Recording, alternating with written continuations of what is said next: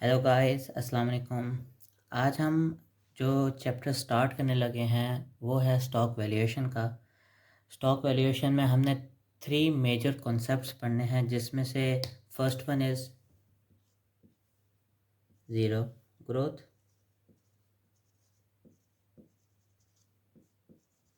ठीक है। Second one is constant growth,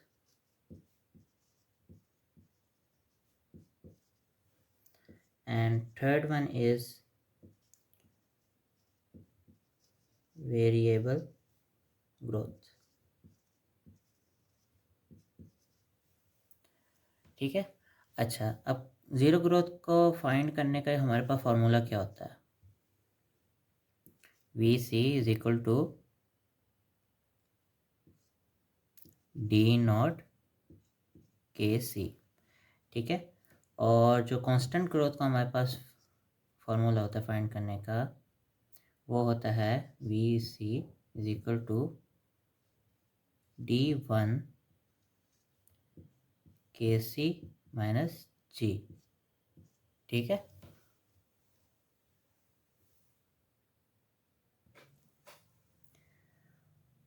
अच्छा, अब हमारे पास अगर डी वन गिवन नहीं है, if not given,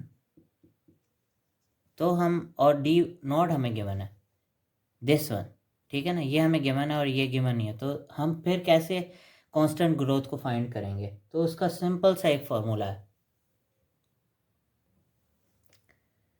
we C is equal to D naught 1 plus G over K C minus जी, ठीक है।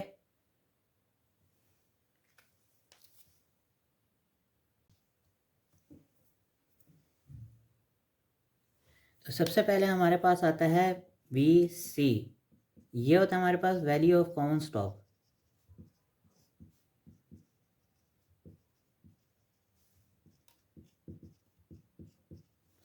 ठीक है। फिर उसके बाद हमारे पास आता है डी नॉट, अब ये डी वन है, ये डी नॉट है, ठीक है। इसमें अब हम कैसे फ़र्क करेंगे?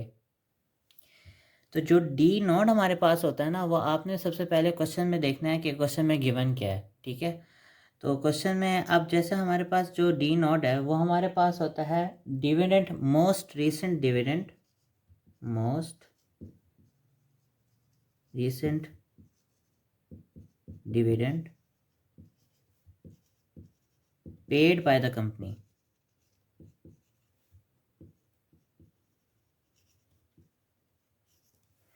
ठीक है।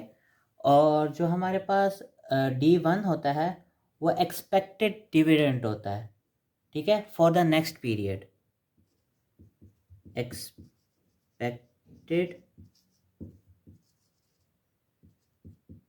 डिविडेंड फॉर नेक्स्ट पीरियड, ठीक है।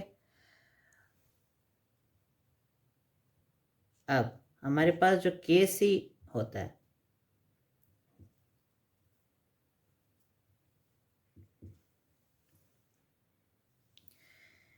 आप इसको आर भी लिख सकते हैं, ठीक है, और आप के सी भी लिख सकते हैं, ठीक है।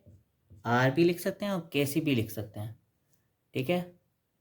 अच्छा, अब जो हमारे पास के सी या आर हम जिसको कहेंगे, वो हमारे पास होता है रिक्वायर्ड रिटर्न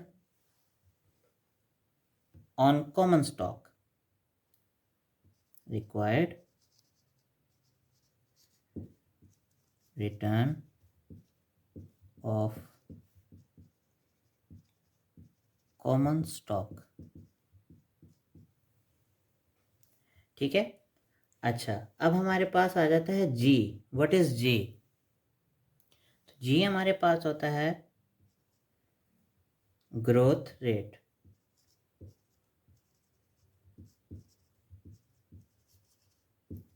ठीक है।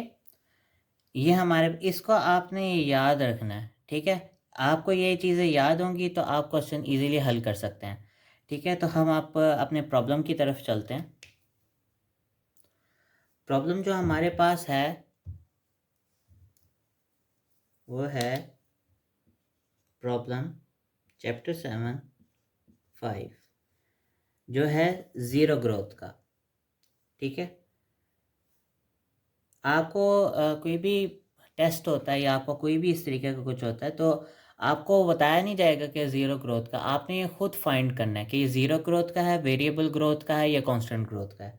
ठीक है ना, तो क्वेश्चन आपकी स्क्रीन पे आ जाएगा, मेरे पास मोबाइल है तो मैं उससे देख के पढ़ता हूँ। Scotto manufacturing in a mature firm in the machine tool component industry. The firm's most recent common stock dividend was $2.40 per share. Because of its maturity as well as its stable sales and earnings, the firm's management feels that dividend will remain at the current level for the foreseeable future. ठीक है, अब हमारे पास जो है उसने जो dividend दिए D not, ठीक है, क्योंकि उसमें लिखा हुआ है most recent common stock dividend. मैंने अभी आपको थोड़ी देर पहले बताया है मोस्ट रिसेंट में अगर आएगा या जो पे किया है आपने, पेड हो चुका है, कंपनी ने जो पेड कर दिया है उसको हम डी नॉट कहेंगे। तो हमारे पास डी नॉट की क्या वैल्यू आएगी 2.40। ठीक है, अच्छा अब ए रिक्वायरमेंट हम उसकी देखते हैं। ए रिक्वायरमेंट में हमें क्या कह रहा है, if the required return is 12%, what will be the value of Scotto's common stock. ठीक है, अब रिक्वायर्ड रिटर्न आर भी लिख सकते हैं, के सी भी लिख सकते हैं। ठीक है ना, तो हमारे पास के सी हमारे पास आ गया 12%। ठीक है, अब क्योंकि हमने value of common stock find करनी है तो इसका सिंपल सा फॉर्मूला है जो बताया था आपको, क्योंकि ज़ीरो ग्रोथ मॉडल है। ठीक है ना, V C is equal to D naught over K C. ठीक है, तो यहाँ पे हम लिखेंगे 2.40 और ये हो जाएगा 12%। ठीक, तो अब हम इसको इससे जब डिवाइड करेंगे तो हमारे पास आंसर आ जाएगा 20। ठीक है, आप इसको 2.40 को डिवाइडेड बाय 12% करेंगे तो हमारे पास आंसर आ जाएगा 20।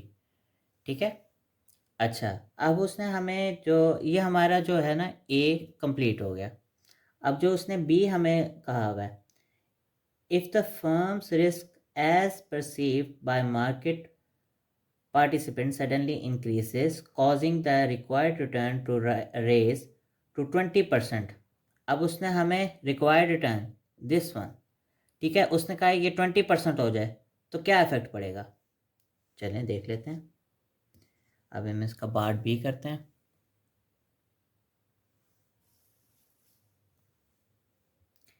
तो पार्ट बी हमारे पास के सी आ जाएगा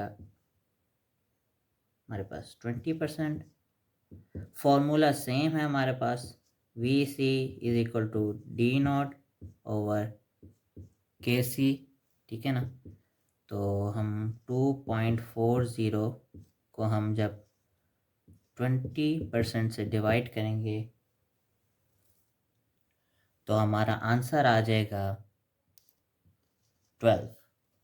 ठीक है, आप इसको कैलकुलेट कर सकते हैं क्योंकि मैंने कैलकुलेट किया हुआ है, क्योंकि वीडियो बहुत लेंथी हो जाएगी। ठीक है ना, तो मैंने कैलकुलेट पहले करके रखा हुआ है, तो ये आप सिंपली कैलकुलेटर में इसको कैलकुलेट करें तो हमारे पास आंसर आ जाता है 12।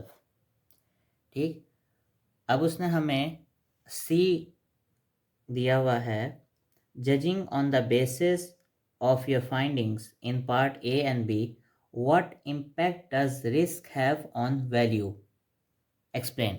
ठीक है ना, अब उसमें बताने के इन दोनों का इफेक्ट क्या पड़ा है। ठीक है ना, तो हम सिंपली कह सकते हैं पार्ट सी में हम सिंपली कह सकते हैं कि required return, if the required return increases common stock value decreases. ठीक है, क्योंकि जब हमारे पास जब रिक्वायर्ड रिटर्न 12% था तो हमारे पास वैल्यू आई थी क्या 20। ठीक है, अब हमारे पास जब जो के सी की वैल्यू जब हमारे पास बढ़ गई तो हमारे पास वैल्यू ऑफ कॉमन स्टॉक की वैल्यू डिक्रीज कर गई। तो हम सिंपली इसको कह सकते हैं रिक्वायर्ड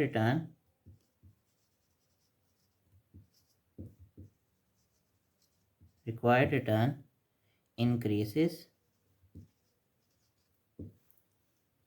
common stock value